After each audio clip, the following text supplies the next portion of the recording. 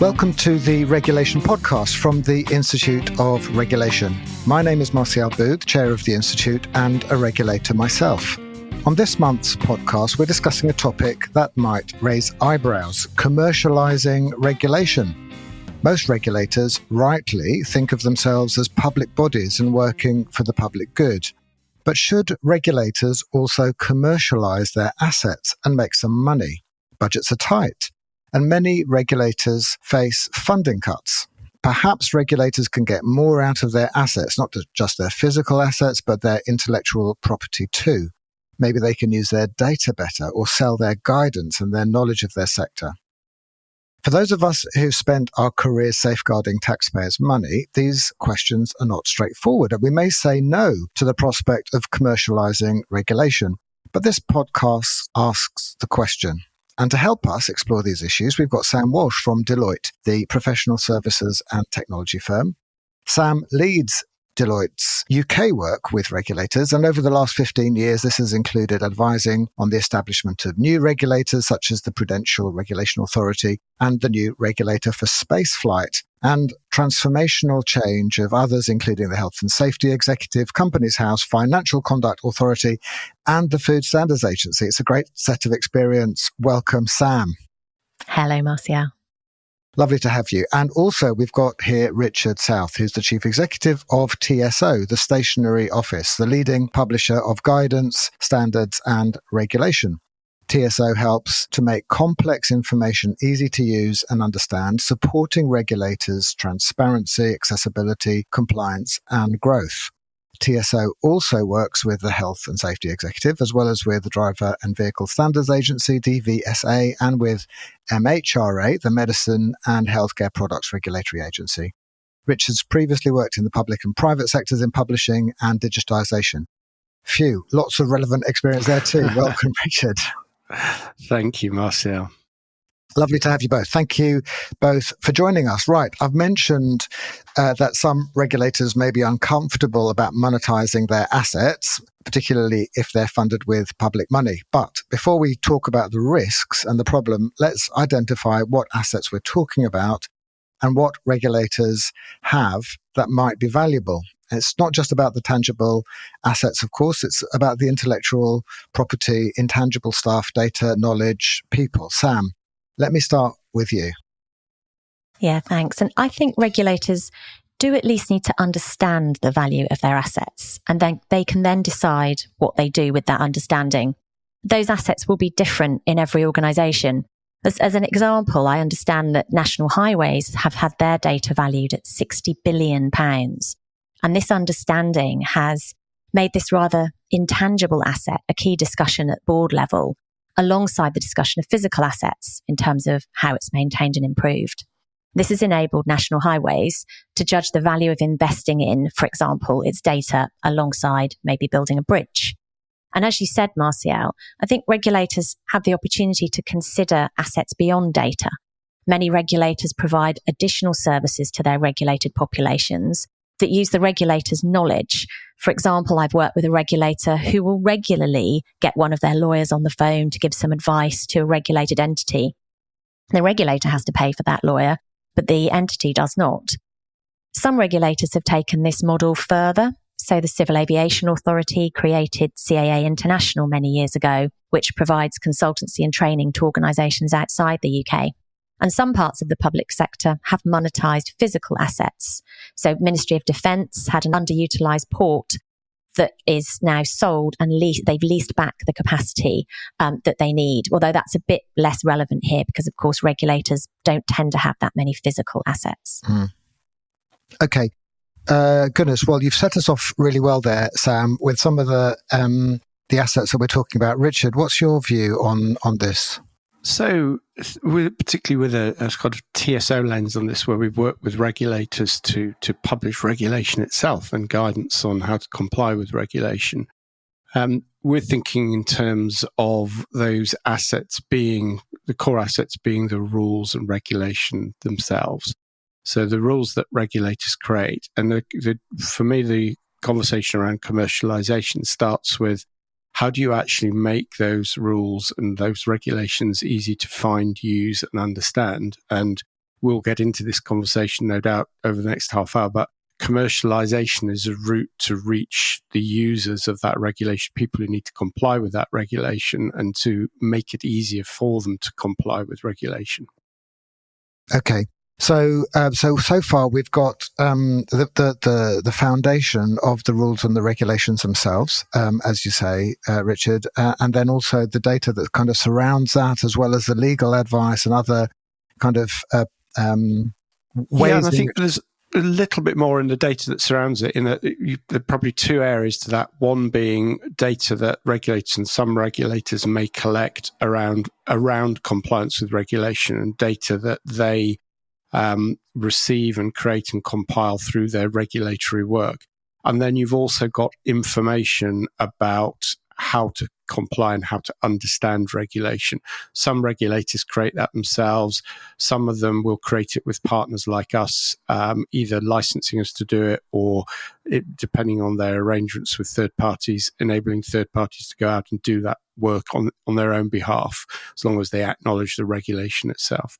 Yeah. Okay, good. So, Sam, coming back to you. So far what I'm hearing is that we've got the rules and the regulations themselves as one thing, the data around that, and including about compliance, and then the guidance and the how to comply stuff, Richard, that you just mentioned. So, Sam, pick one of those, and how can regulators potentially monetize some of these things? Yeah, I think data is clearly going to be the kind of thing that's on people's minds, and many regulators already make some data sets available for free on services such as data.gov.uk. I think it would be hard to suddenly put these behind a paywall all of a sudden. But other parts of the public sector already monetize their data. We know that companies and researchers already pay to access anonymized NHS data, for example. And there is consideration being given to the creation of a national health data service. In addition to selling data directly, I'm aware that some public sector organisations, for example, have negotiated discounts from technology providers, for example, in exchange for data access. Okay, so that's an interesting one for regulators, because regulators do have lots of data, whether it's the Office for Students on universities and lecturers, or Civil Aviation Authority on airlines and airports, etc. And taking your example there, Sam, of the NHS, it could be that regulators find a way to anonymise these data, including about good practice, so that people in the sectors that they regulate can find out what other people do and help improve their practice. Is that something, Richard, that you think is a viable commercial proposition? I do. I think the areas that at TSO we're more involved in, as mentioned earlier, around the regulation itself as an asset. And I think it's easy to jump quickly to data, because data's an output. Data's almost a commodity that regulators create through their regulatory work. But the opportunity in commercializing, and I use the term advisedly in this context, in using commercial routes to distribute and help people to understand regulation itself, is that it makes it easier for regulated people and organizations to comply with regulation, but creates a revenue stream where that works for the regulator to enable that. So there's a cost to a regulator of making regulation available, of reaching their regulated markets and audiences. And where you can use commercial routes to enable that, you generate revenue to cover those costs, and to enable regulators to do more in the area of guidance and support on how to understand the regulation. Okay, so yes, moving on from the data, which we can all kind of look at as a discrete asset, to the issues that you've just discussed there, Richard, the kind of the guidance, the tools, the ways in which people can comply.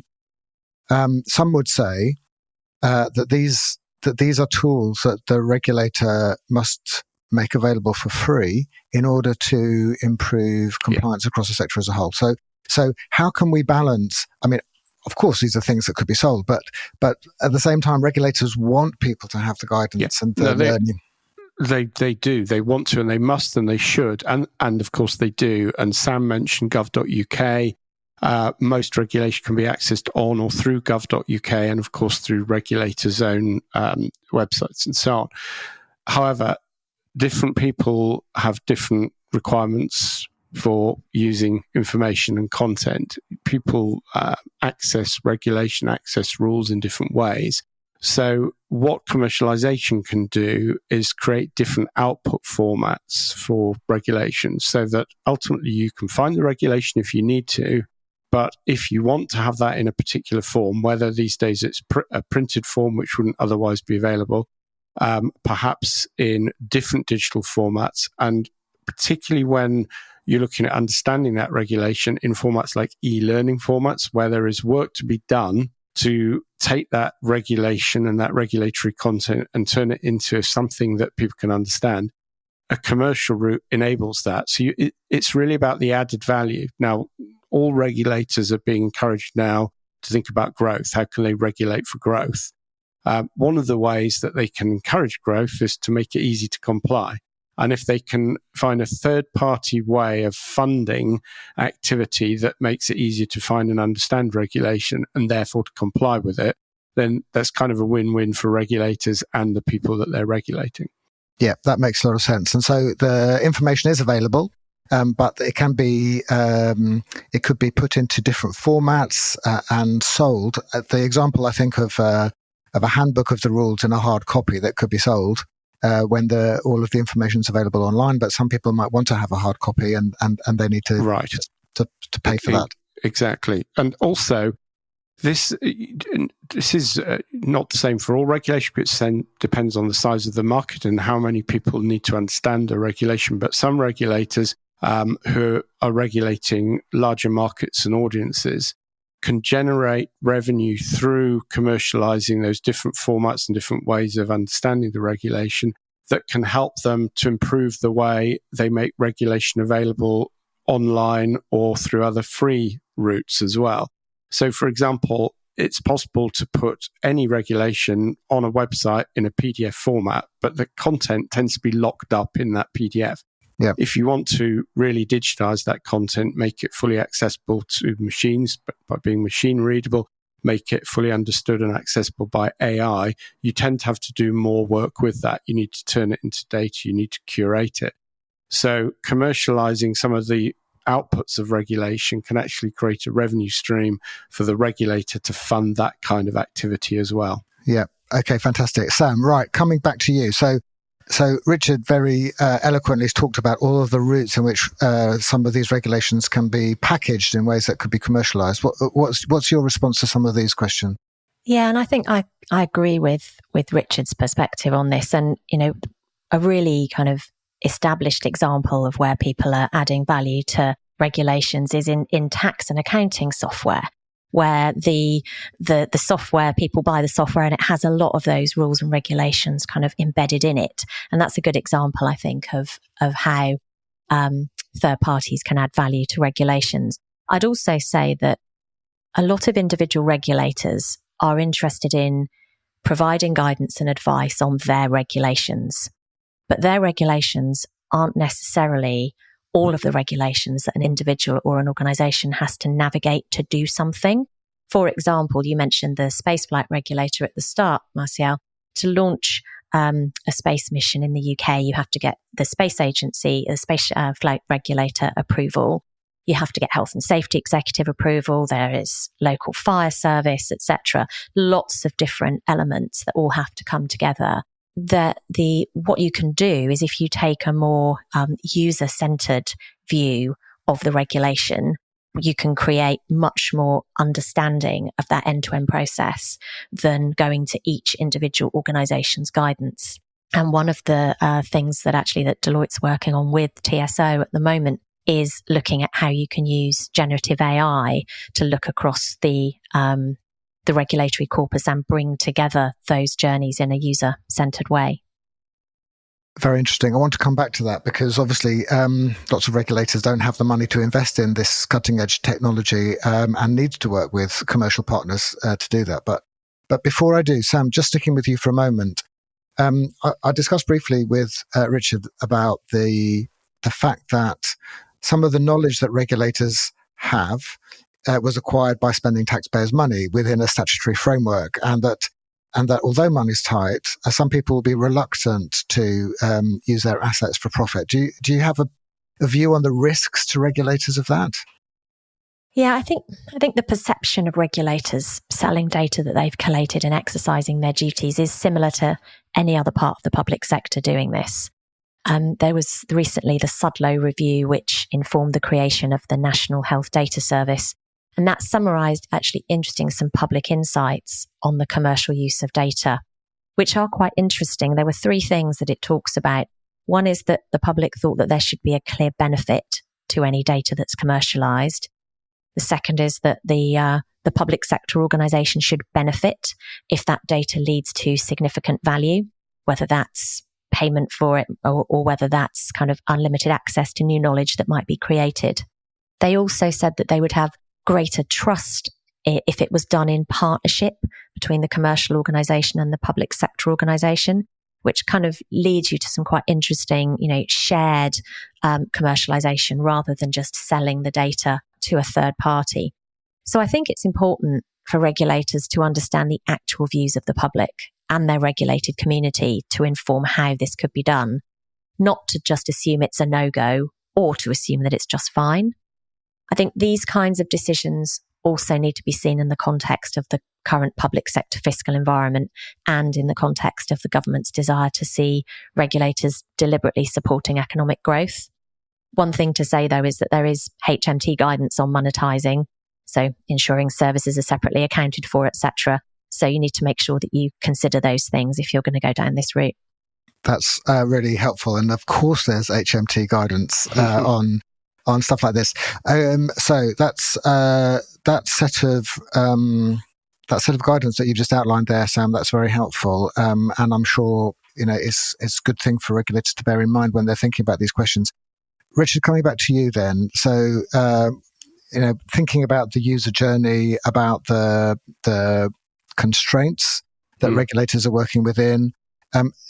If regulators are approaching it in that kind of spirit, do you think that they're able to mitigate some of the risks that they may be having about selling data to monetizing their assets to one set of stakeholders and making it free to another one? Yeah, no, absolutely. I think your previous question to Sam highlighted that the sort of risk you have in mind is partly how things will be perceived reputationally. Will it be considered that a regulator is looking to generate profit from an asset? And of course, what they're actually doing is, if they're generating any revenue at all, it's revenue to reinvest in how they can develop those regulatory assets so that they are easier to find and use for the people who are regulated, for organisations who are regulated. And Sam referred to various government guidance around this, which obviously would encourage government organisations not to do things where they make a loss, but that manage and regulate anything that would otherwise be seen as profitability. So it's either got to be making a return for the Treasury or being reinvested in activities that would support their core mission, if you like. I think also important to bear in mind that commercialising regulation can reach markets beyond the UK. So whether the UK taxpayer is paying for regulation to be created and to some extent to be disseminated, and that's supplemented by commercial activity, some of that commercial activity can be reaching other jurisdictions, other countries, where the consideration about whether people are paying for something they've paid for anyway is less directly relevant, because UK regulation is often seen as best practice, best in class in other countries, which is a great benefit for kind of UK PLC, because people overseas and organisations overseas are willing to pay for regulatory products that they think are relevant, even if their own jurisdiction isn't governed by the legislation that drives that regulation. And this can also help with the growth question that we mentioned earlier, because if by promoting awareness of what's considered to be best practice UK regulation, you encourage more common standards globally, then that's to the advantage of companies that are operating and organizations that are operating internationally or globally. And if that is UK regulation that tends to be one of the go-to standards, then that's all good for UK businesses as well.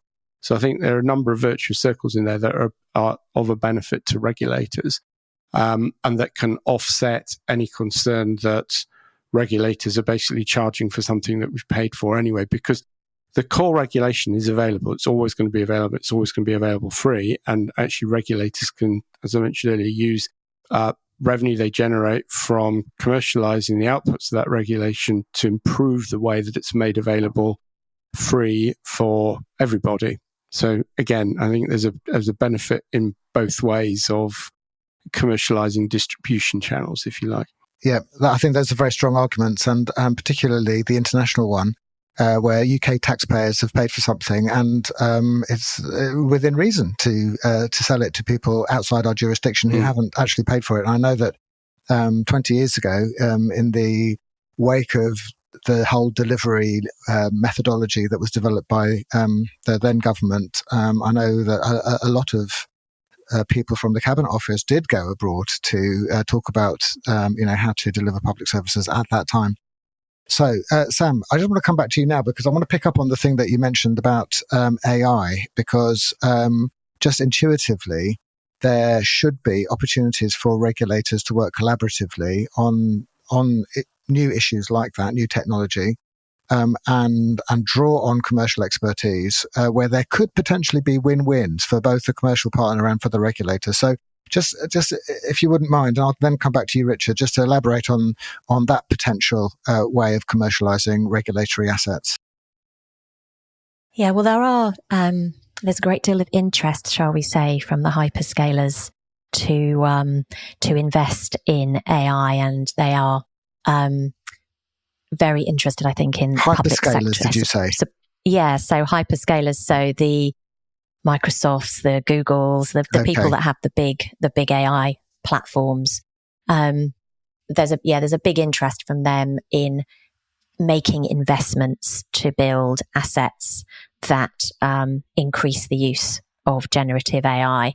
And the work that we at Deloitte are doing is we're doing that with NVIDIA to look across the UK regulations and to normalize them and to enable you to then take user-centered views. And then, as Richard said earlier, those tools can then output process maps, user journeys, things like that can operate across the whole regulatory spectrum rather than just within those of a single organisation. Okay, so this is a new field that's opening up for potential exploitation and for benefit for regulators, obviously, and the people that they regulate. Richard, have you been seeing some of this yourself as well? Yeah, and I think it comes back to the point we were discussing around the ability for regulators to generate revenue streams by making regulation available in different formats. One of the ways that revenue can be reused is in structuring the data that represents regulation, so that AI can understand that data, and so that it can disambiguate that data. And one of the real problems with AI and regulation and legislation is understanding the kind of temporal dimension. So AI can find rules, but does it understand whether that rule is enforced today or when it was enforced, or whether it's going to be enforced, and indeed whether it's going to be enforced in all parts of a jurisdiction or some parts of a jurisdiction, for example. So it's really important for regulators to be able to curate the data and structure the data in a way that means that the AI user journey, thinking of the AI as a user, is going to be successful and is going to be unambiguous and share results accurately with people who use that AI. Yeah. So in theory, I mean, we can see in the drive to reduce regulatory burdens on businesses and other people subject to regulation, that AI could be a massive boon to help people navigate the world of regulation and cut out some of their cost. But it will require regulators, as you've just said, to structure their data, to make sure it's clean, that it's up to date, and it's readable by AI tools of one kind or another. So, Sam, do you know that? Indeed, Sorry, and that there's an understanding of how the AI will use that data and how different AI models will ingest that data. Yes, not straightforward and costly, I imagine, as well. So, Sam, have you seen people doing this in practice yet? We haven't seen, I haven't seen regulators in the UK doing this yet. No. I think most regulators in the UK are starting to think about how they can use AI internally to make themselves more efficient. A number of regulators are starting to use kind of desktop tools like Copilot, for example. I think certainly we did some work with the Institute. It was 18 months ago now, Martial, wasn't it, at the conference where we talked about regulators using AI, and there was very much a focus on using it to improve services delivered internally rather than using it to create services that face the public at this point. Okay, so there's a lot still to be done here, as always with AI at the moment in its current iteration. So lovely to note all of this. Lots of potential for commercializing, but perhaps regulators need to get their kind of digital house in order first, make sure they've got the right tech in place before they think too much about exploiting this. So coming back to some of the other things we've talked about, Richard, are there things we've missed? We've talked about data, we've talked about the regulations themselves and packaging them in ways, but are there other ways in which regulators can commercialize the stuff that they've got access to? There are other ways that content can be commercialized, but I think we've touched broadly on most of those. I think for me, one of the most exciting in terms of the areas that are going to grow around regulation is that people who are regulated have different ways of understanding regulation these days to perhaps what I grew up, maybe what you did. It was traditional that regulation would be in a book, it would be in a set of rules, and now people don't want to or have time to engage with that kind of format. And early digitization was essentially, written content, but online. Now you have tools like e-learning solutions that help people to understand regulation in an immersive way in an e-learning environment, sometimes in bite-sized chunks. That's often a much more direct way to reach people who need to understand regulation and to make sure that they really understand it rather than they just know where to look for it. So I think that's another area where commercialization is really essential, because you're creating user-centered products for user needs, and most regulators will need to work with third parties to do that because there's an investment in creating it. And, like many things, the commercial model ensures that, the market works out where the demand is, who needs it, and who's able to pay for it. Fantastic. Okay, so we've heard that there's potential for regulators to commercialise. They'll need to think about it within the guidance that you mentioned, Sam, earlier on, including the Treasury's guidance. You both talked about user-centred approaches and thinking about what's right for the people that your own regulator is focusing on. So I'll come to you both finally for tips that you might give to regulators, those people listening to this podcast who are thinking about how to approach commercialization of their assets in their own regulator. So starting with you, Richard, if you were going to give some tips to people, what would you say in a nutshell that they should do first? I'd say think about what regulatory assets you actually hold.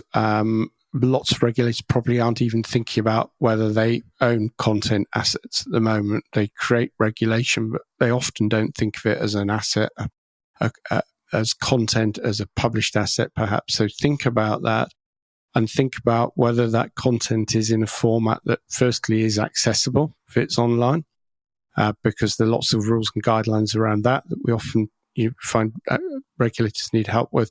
But also, how easy is it for the people you're regulating, the organizations you're regulating, to find and to understand and to use? And then also think about who your users are, because you're going to be thinking about people, you're going to be thinking about organizations, but increasingly now users are going to be machines and AI, as we've just been talking about. So think about where you are on that journey, and then potentially where you might be able to find help, collaboration. And if that's in a commercial environment, then you may well find that there's a way to monetize some of what you're doing in order to fund the challenges that you face. That's really great advice. Thank you very much. Sam, what would you say? I think I'd echo some of Richard's thoughts there, but I think even discussing what the assets and knowledge are within the regulator is important, even if you don't monetize it. So look at how National Highways have changed the way they think about how they make decisions based on their understanding of the value of their assets. For me, it's also listening to what others are doing, thinking, how could I apply that to my organisation? So I think it's just keeping a real open mind about this. That's fantastic. Well, I know that this is a topic that is not discussed in lots of regulators. Clearly, it should be, even if, as you've just said there, Sam, the next step towards monetization doesn't happen, but people just understand what they've got, the assets that they've got. So I'm very grateful to you both, very expert speakers, Sam Walsh from Deloitte and Richard South from TSO, for the fascinating discussion that was covered a lot of ground. It's not easy, but I think important, and certainly, as we said at the beginning, in a tight fiscal environment. So let's have a think about that. Thinking about economic growth, thinking about how to do more with less, are all important questions that we need to think about. I'm very grateful to you both again. Thanks also to our sound engineer, Neil Bowerman from Bowerman Audio Production. And thanks to those of you who are listening. Please pass it on to others who you think might be interested in commercialising regulation too. And tune into future episodes of the Regulation Podcast with me, Martial Bou, on topics of interest to regulators. There's more material, events, training on the Institute of Regulation's website too, which is ioregulation.org. Thanks very much and goodbye.